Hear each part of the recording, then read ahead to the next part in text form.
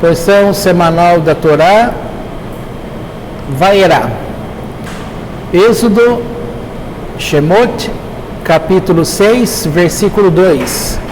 Torá, capa azul, página 167. E falou Deus a Moisés e disse-lhe: Eu sou o Eterno.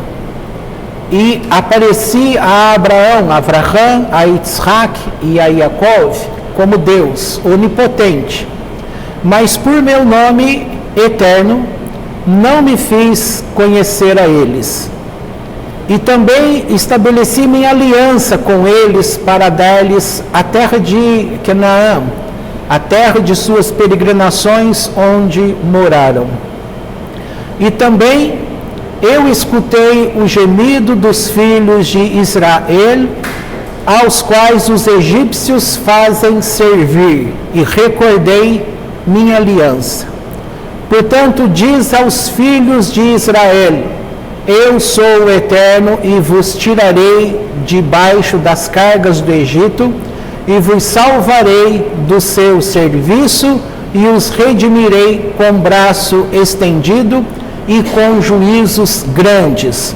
E vos tomarei por meu povo, e serei para vós Deus, e sabereis que eu sou o Eterno, vosso Deus, o que vos tirará das cargas do Egito. E vos levarei à terra pela qual levantei minha mão, para dá-la a Avraham, a Yitzhak, a Yaakov, e dá-la-ei a vós por herança, eu, o Eterno.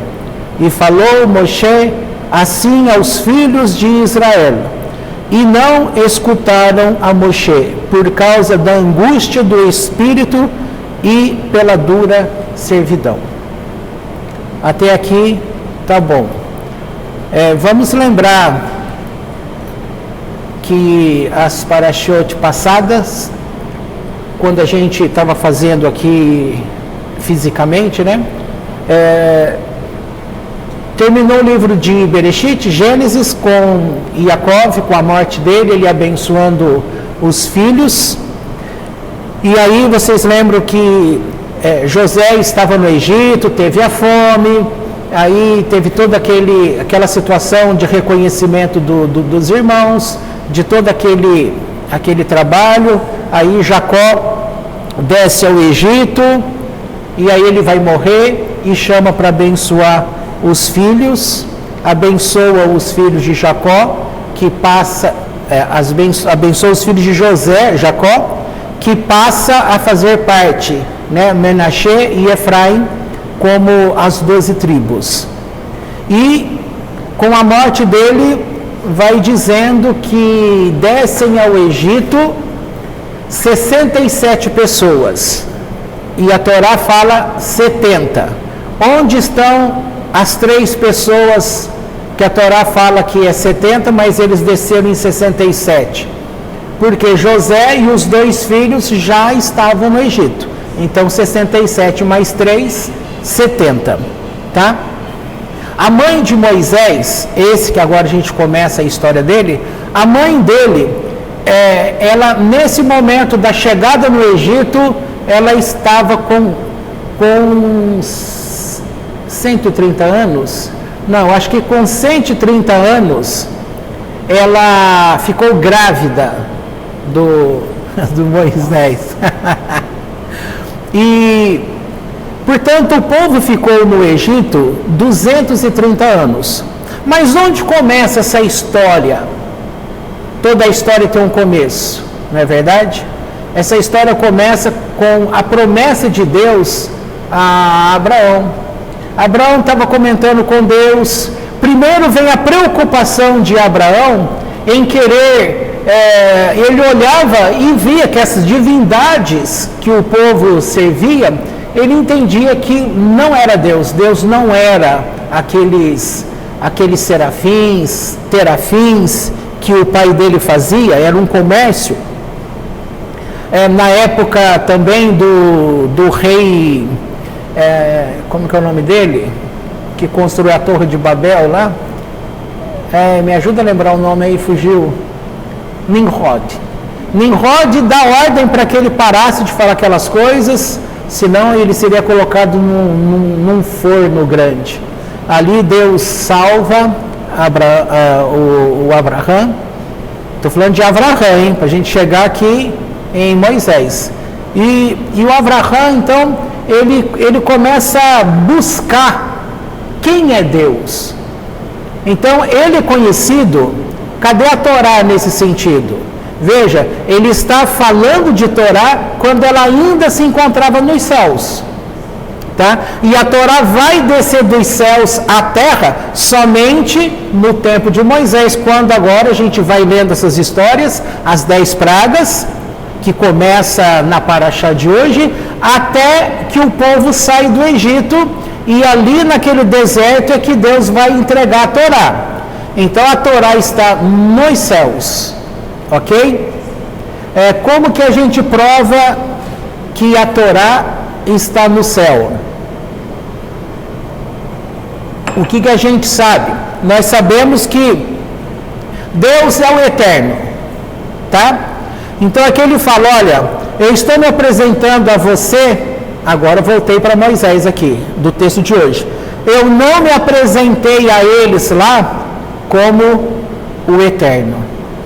Por outro lado, o livro Sefer Yetzirah, que vai mostrar toda esta conformação energética de como o mundo foi criado, os planetas, as coisas todas energeticamente, como funciona tudo isso, é entendido que esse livro foi dado da parte de Deus para Abraão, tá? Então, nesse sentido, Abraão, ele representa, porque ele é a origem do povo Israel, tá? Embora aqui, literalmente, não existia um povo escolhido. Assim como a Torá existente, ela não estava na terra, ela já era anunciada pelas pessoas na terra. Abraão vai fazer isso, depois o filho dele, o Isaac, vai fazer, e Jacó também vai fazer. Somente no tempo de Moisés que a Torá é entregue como livro físico e é dado à terra. Tá certo? Isso é importante lembrar. Então, quando o Abraão ele está falando com Deus, ele está buscando esse conhecimento, a ideia dele é qual? É fazer com que o povo da terra entenda que o Deus do céu também é Deus na terra. E isso cabe como um princípio que a gente vai entender que Deus é um. Então o princípio diz, Israel, a Torá e o eterno Deus é um. A religião, ela não consegue entender isso como singular, como unidade. A religião cristã, ela vai falar que Deus é Pai, é Filho, é Espírito Santo, tá? Agora, para quem recebe o entendimento de Deus, ele vai compreender que se tem em primeiro lugar a luz infinita de Deus. Essa luz infinita de Deus, o que é que tem ali com ele? O pensamento, a sabedoria de Deus. E ali ele já traz a existência nele, com ele não é corpo. Vamos chamar isso de energia? Então ele é essa energia que ele tem dentro dele o quê? A sua sabedoria, a Torá. E ali ele também já visualiza o povo dele, Israel. Por isso que é ensinado que Israel, ele também existe antes do nascimento do mundo, tá? Agora, também é entendido que Deus e a Torá é um. Agora, se Israel estava dentro dele como pensamento a ser criado, gerado, então tudo isso está dentro de Deus. Então tudo é um. Tá certo? Aquele que é judeu, ele já no seu lar, ao nascer, ele já vai sendo educado para ter essa compreensão que Deus é um. E com isso, eles não vão cair no ensino religioso, de toda e qualquer religião. Não estou falando só de cristão, não, de tudo. Que eles vão entender Deus fora do tempo. Vai saber que Deus não tem corpo. que ele não vai se materializar no corpo de uma pessoa, vai compreender todas essas coisas, que nós, eu e você, desde que a gente nasceu, a gente não teve educação, tá? Quando que você foi aprender de Deus? Nós fomos aprender de Deus praticamente com os padres. Não é contado que os padres vieram para o Brasil e começaram a catequizar a turma? Na escola, na minha época, não tinha educação evangélica. Eu que era safado na época e falava para a diretora lá que eu era crente. E então eu não podia assistir a aula com o padre. Aí na hora que o padre chegava, eu ganhava essa janela de aula, ficava lá fora. Mas era malandragem de criança. Então, naquele tempo de criança, era ensinado o quê? O catolicismo.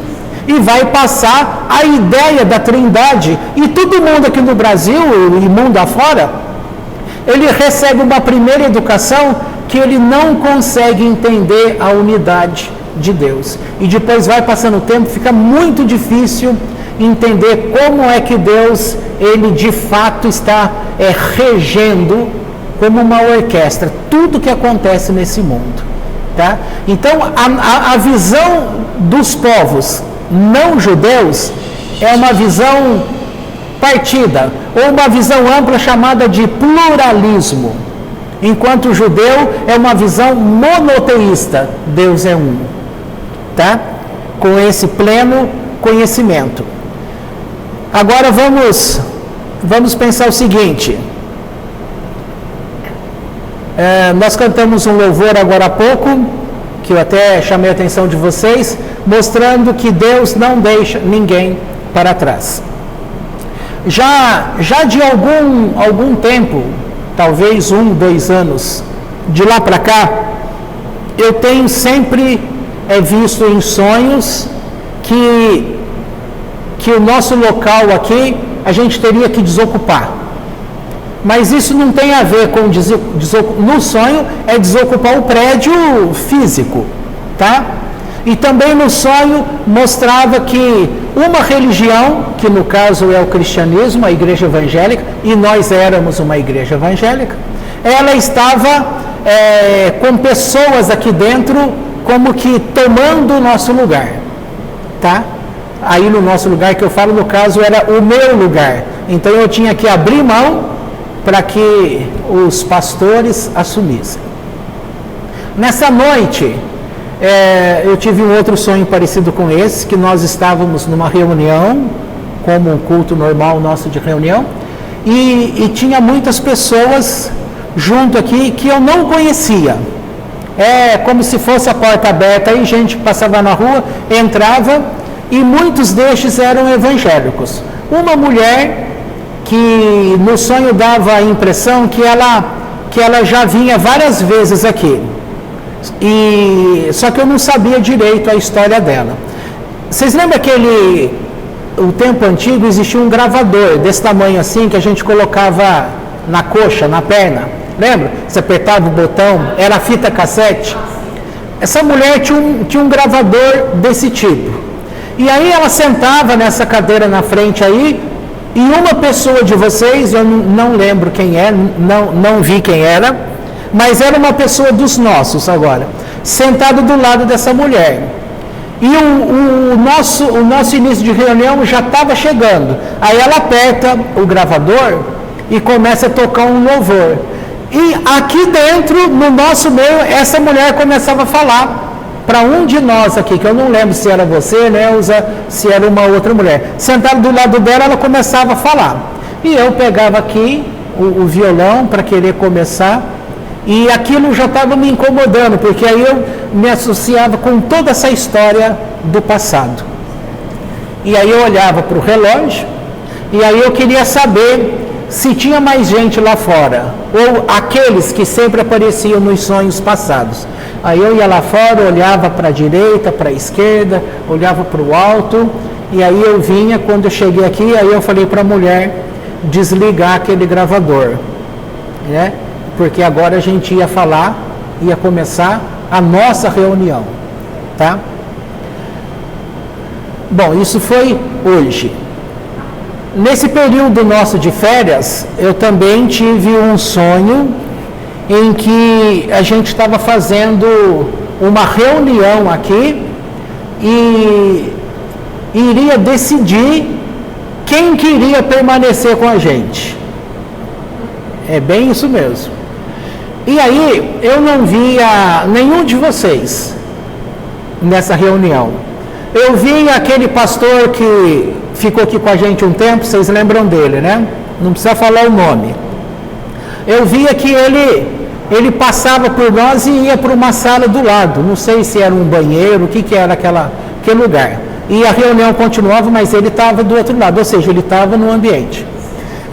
Eu vi a Jéssica com uma amiga da faculdade e num dado momento elas pediam licença porque tinha que abrir uma outra sala. É como se a gente estivesse dentro de um prédio de uma universidade, tá? Não era esse o local. E aí transcorria ali a nossa reunião, e era uma reunião para que as pessoas tomassem a decisão a quem elas queriam servir, tá? Não sei o que aconteceu e não era nem para saber mesmo. Por quê? Porque a tua decisão em como você vai gerenciar a tua vida, isso é uma responsabilidade sua.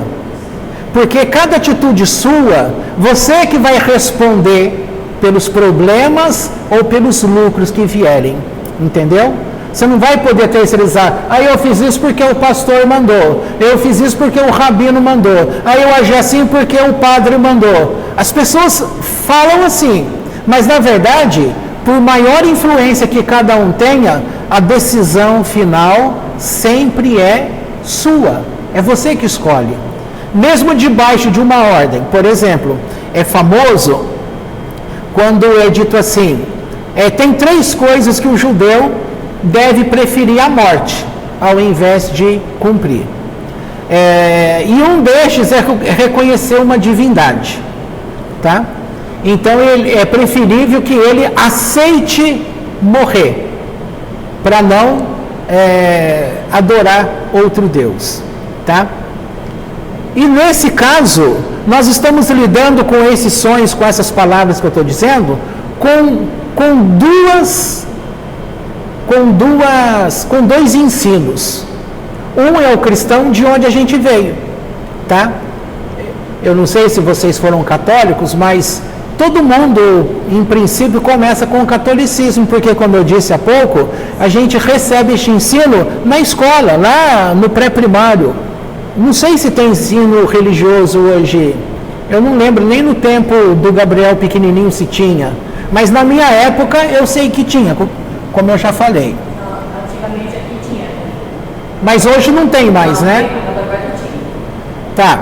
Então, de qualquer forma, as pessoas no Brasil, o Brasil ainda é um país muito forte no lado católico.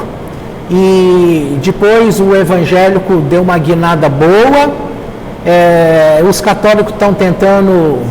Depois você tem aí religião mais conhecida no Brasil, o Espiritismo, né? O Espiritismo, tanto o Kardec quanto o Espiritismo Umbanda, Quimbanda, aí essas coisas é bem forte lá na Bahia, como ensino. São linhas de religiões, de educação para o povo. Não estou falando mal de nenhuma, estou dizendo que são linhas de pensamentos religiosos, tá?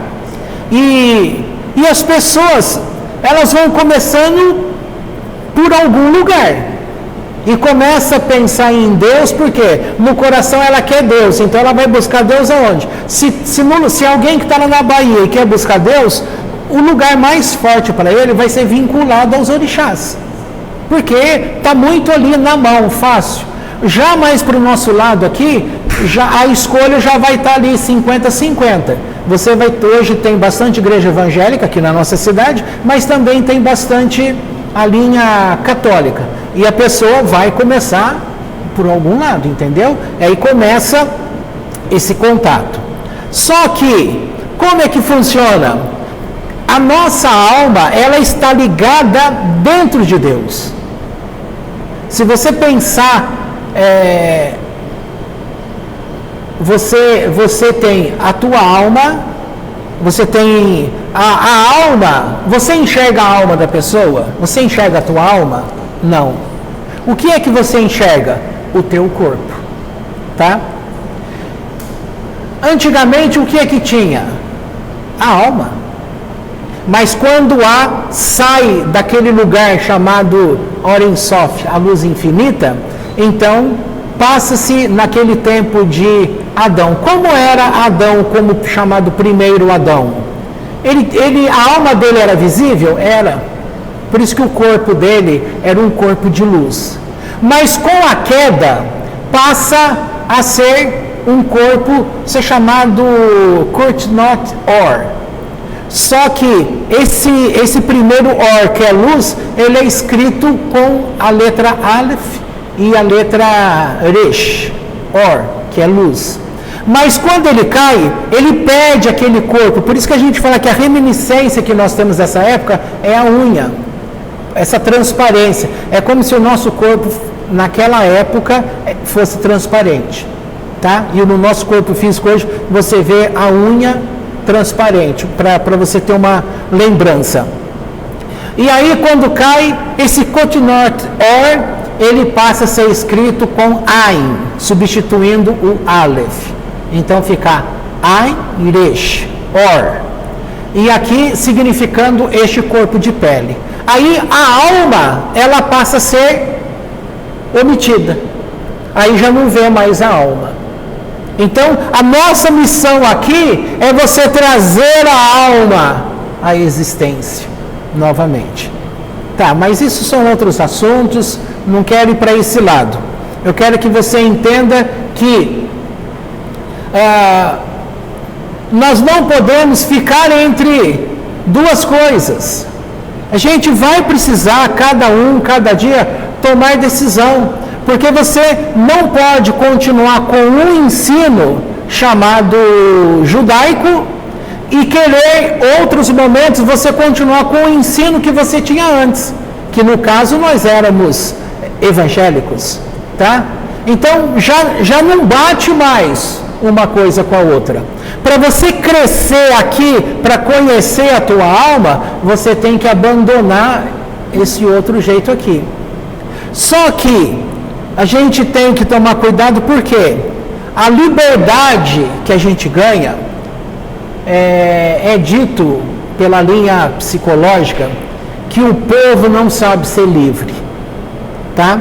Isso aí a gente vê como exemplo de lugares que empresas, por exemplo, ela dá um benefício para as pessoas. Eu já vi vários relatos real, tá? Relato real de coisas que a empresa dava para o funcionário e passou um tempo, tiveram que cortar. Por quê? Porque o povo não sabe aproveitar essa liberdade ou aproveitar do benefício, tá? E parece que o jeito que a gente era antes tinha uma carga que parece não, a pessoa ela tem uma obrigação de estar presente, não era assim? Ou você vê quando uma pessoa tem cargo na igreja, o cargo da igreja segura a pessoa, porque ela vai ficar regrada num comportamento chamado ideal religioso, porque senão ela perde aquele cargo. E as pessoas que deixaram de ter um cargo, elas passam a ter dificuldade em manter aquela posição delas. Você acha certo uma coisa dessa? Não é certo, então é sinal de que a pessoa nunca foi verdadeiramente firme, tá? Aqui a gente poderia dar vários exemplos também reais, até de pessoas que eu já conheci, alguns casos, mas a ideia não é expor nada disso, não. A questão é, como que essa questão do Bnei Noach está para as nossas vidas? Como que você vai querer dar sequência nesse ano? O nosso ano judaico começou lá em setembro, Mas pegando agora o gancho que todo mundo entra no ano novo, literalmente, então é aquele pensamento, como que você vai querer gerenciar a tua vida? O que você tem de expectativa? Então quem é o Deus que você conhecia? Entendeu? Como que ele fazia? Ou o que ele deixou de fazer? Porque antes tínhamos lá Deus Pai, Deus Filho e Deus Espírito Santo. Aí você passa agora a aprender sobre o Deus que é um. Não é um que é três. O Deus que é um, que é monoteísmo. E aí fica aquela confusão. E o Espírito Santo de Deus, e Jesus, e isso e aquilo. Talvez perturbe muitas pessoas ainda, tá? Isso é uma coisa. Outra coisa, como que você vai enxergar a tua vida? Você não abriu demais as coisas? Cadê a nossa responsabilidade? Será que nós também não perdemos responsabilidade? A semelhança do que eu disse, que o cargo na igreja, ou seja, aquele peso que era colocado sobre nós, nos mantinha. Vamos chamar esse peso de gravidade, como a física fala. A gravidade é que segura perto dela as coisas, né? Então, essa gravidade, essa força de atração pela gravidade, pode ser um cargo na igreja, pode ser aquele fardo, o peso que era colocado. Até poucos tempos atrás, quando a pessoa ia faltar na igreja, me ligar e falar, eu não vou. Até você faz isso até hoje. Semana que vem eu não venho, estou indo para tal lugar. Tá? Ainda isso não deixa de ser um resquício daquela época, né, de medo. Porque se falta, se não vê a pessoa mais, qual é o primeiro pensamento que o povo tem? Esse aí, vamos usar o tempo do passado. Isso aí voltou para o mundo, está perdido, está isso e aquilo, tá? E não precisa ser assim, e não deve ser assim. A nossa vida, ela é livre, mas ela sempre foi de responsabilidade. E todo mundo tem que continuar assumindo a responsabilidade, porque ninguém vive apenas para si. Nós vivemos uma vida aqui neste mundo, mas pensa aparentemente que é uma vida carnal, humana, materializada. É o que mais aparece, porque as pessoas estão envolvidas com tudo que é material.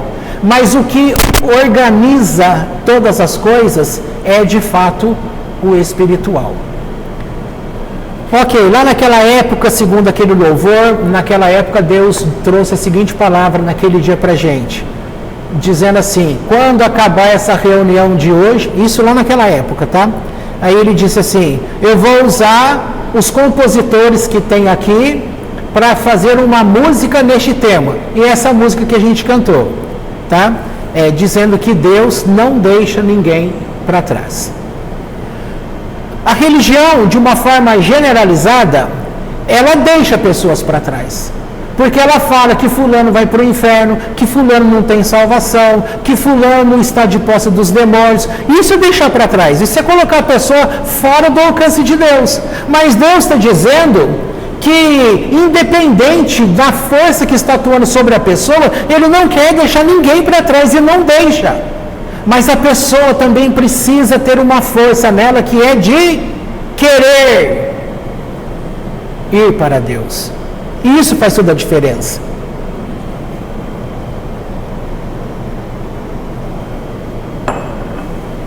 Então veja só, nós falamos que o Adão, ele primeiro tinha um corpo de luz. Quando ele entra neste corpo de carne, é dito que a alma ela é masculina e feminina. Então, a frente é Adão, a costa é a Eva. Só que ele não sabe que ela está ali. E aí, o que Deus tem que fazer? Faz ele dormir. Quando ele acorda, Deus tinha tirado essa parte de trás dele e trazido para frente. Isso aqui é uma mensagem simples usada pela Gemátria para poder mostrar que o homem, para entender o casamento, ele precisa deixar de conhecer somente a ele. Ele tem que compreender a mulher, porque a mulher está atrás. Ele tem que tirar a mulher da parte de trás e trazer para o lado ou para a sua frente, para ele valorizar, para ele saber que tem companhia, para não ficar centrado só, como sendo uma pessoa só no mundo. Bom, se Adão é trazido para o mundo e ele tem uma companhia, também tem que lembrar o quê? Que antes dele ter essa entrada aqui, ele já tinha a sua existência como corpo de luz, tá? Ok. Aí a gente passa pelo período aí de Abraão, Isaac, Jacó.